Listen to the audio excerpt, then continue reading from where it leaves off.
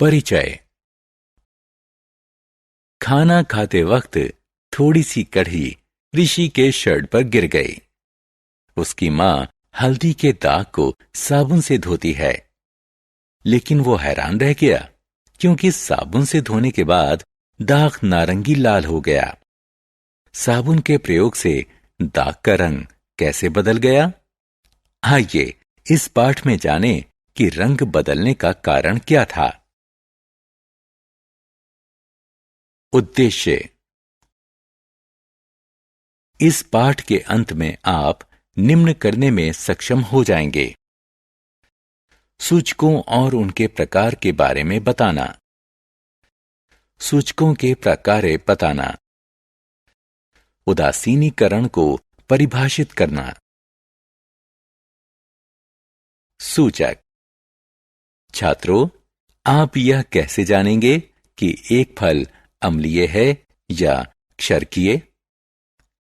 घर पर एक साधारण सूचक विलयन बनाकर आप किसी पदार्थ की अम्लीय या क्षारकीय प्रकृति का आसानी से परीक्षण कर सकते हैं। आपको एक बीकर, बर्नर, गुलहड़ की पंखुड़ी, शीशे का एक साफ गिलास, 3 छोटे गिलास, नींबू का रस, साबुन का विलयन और आसुत जल की जरूरत होगी। बीकर में थोड़ा आसुत जल डालें और स्टोव पर इसे गर्म करें। पानी के गुनगुना होने तक गर्म करें। अब इस गुनगुने पानी में गुड़हल की पंखुड़ी डालें। इस मिश्रण को पानी के रंगीन हो जाने तक रखें। इस बैंगनी लाल पानी को चाय की छलनी से छान लें। यह बैंगनी लाल विलयन आपका सूचक है। इसके बाद इस सूचक की थोड़ी मात्रा को 3 छोटे गिलासों में लें। पहले गिलास में नींबू का रस डालें, दूसरे में पानी डालें और तीसरे में साबुन का विलयन डालें। आपने क्या देखा? आप देख सकते हैं कि पहले गिलास में विलयन का रंग गाढ़ा गुलाबी हो गया है। नींबू के रस की प्रकृति अम्लीय होती है, इसलिए सूचक के रंग में परिवर्तन हुआ। आप देख सकते हैं कि दूसरे गिलास में विलयन का रंग अपरिवर्तित है। ऐसा क्यों? क्योंकि जल की प्रकृति उदासीन है। तीसरे गिलास के विलयन का रंग हरा हो गया है। अतः हम ये निष्कर्ष निकाल सकते हैं कि गुड़हल से प्राप्त सूचक अम्ल की उपस्थिति में गहरा गुलाबी और क्षारक की उपस्थिति में हरा हो जाता है। किसी वांछित खाद्य पदार्थ पर हम इस सूचक की बूंदों को डालकर जान सकते हैं कि वह अम्ल है या क्षारक है।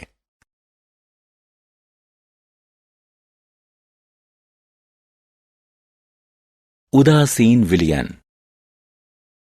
जल का स्वाद कैसा होता है? यह खट्टा है या कड़वा?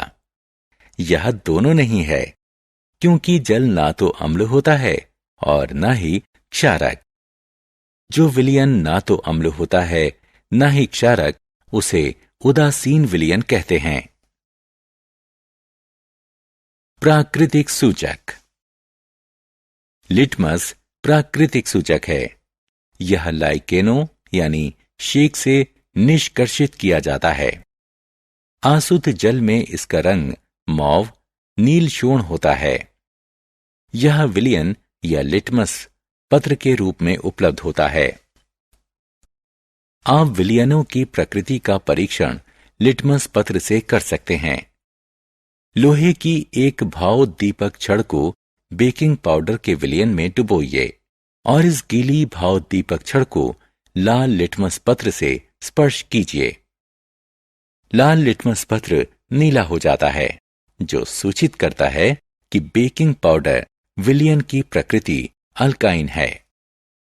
पुनः भावोद्दीपक छड़ को सिरके के विलयन में डुबोइए। एक बूंद नीले लिटमस पत्र पर डालिए।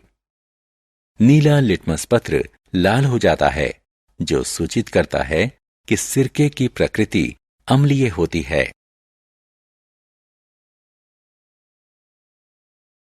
प्रयोगशाला सूचक। आइए एक साधारण प्रयोग करें। बीकर में थोड़ा हाइड्रोक्लोरिक अम्ल लें। इसमें फिनाल्फथेलिन मिलाओ। अब इस विलयन में बूंद बूंद सोडियम हाइड्रोक्साइड मिलाइए और हिलाते रहिए। थोड़ी देर बाद विलयन का रंग धीरे धीरे गुलाबी होने लगता है। हम थोड़ा सोडियम हाइड्रोक्साइड अम्ल मिलाते हैं तो गुलाबी रंग और चमकदार हो जाता है। अब एक बूंद हाइड्रोक्लोरिक अम्ल मिलाने पर यह विलयन पुनः रंगहीन हो जाता है। अतः अल्काइन विलयन में फिनाल्फथेलिन गुलाबी दिखता है और अम्लीय विलयन में यह रंगहीन दिखता है। उदासीनीकरण अभिक्रिया। आइए उदासीनीकरण अभिक्रिया को एक गतिविधि की सहायता से समझते हैं। वांछित सामग्री है 1 टुकड़ा खड़िया यानी चौक, सिरका और टेस्ट ट्यूब। टेस्ट ट्यूब में पिसा हुआ चौक डालिए, इसमें सिरका मिलाइए। देखिए क्या होता है। खड़िया सिरके के संग अभिक्रिया करता है। जब खड़िया अभिक्रिया करता है तो कार्बन डाइऑक्साइड के बुलबुले निकलते हैं।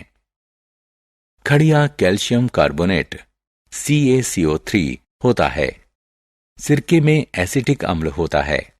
जब वे अभिक्रिया करते हैं तो कार्बन डाइऑक्साइड, जल और कैल्शियम एसिटेट बनते हैं। सारांश। आइए हमने जो कुछ सीखा है उसे संक्षेप में दोहराएं। सूचक एक ऐसे पदार्थ के रूप में परिभाषित किया गया है जो पदार्थों के रंग की प्रकृति में परिवर्तन के माध्यम से परीक्षण करता है कि वह पदार्थ अम्ल है या क्षारक है। वह विलयन जो किसी सूचक के रंग में परिवर्तन नहीं करता है उसे उदासीन विलयन कहते हैं। वे ना तो अम्लीय होते हैं ना ही क्षारकीय। जो सूचक प्रकृति में पाए जाते हैं उन्हें प्राकृतिक सूचक कहते हैं। लिटमस प्राकृतिक सूचक का एक उदाहरण है जिसका व्यापक प्रयोग किया जाता है।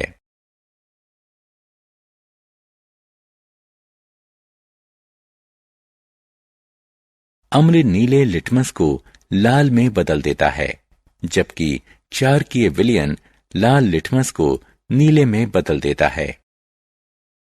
अम्ल और क्षारक के बीच की अभिक्रिया को उदासीनीकरण कहते हैं।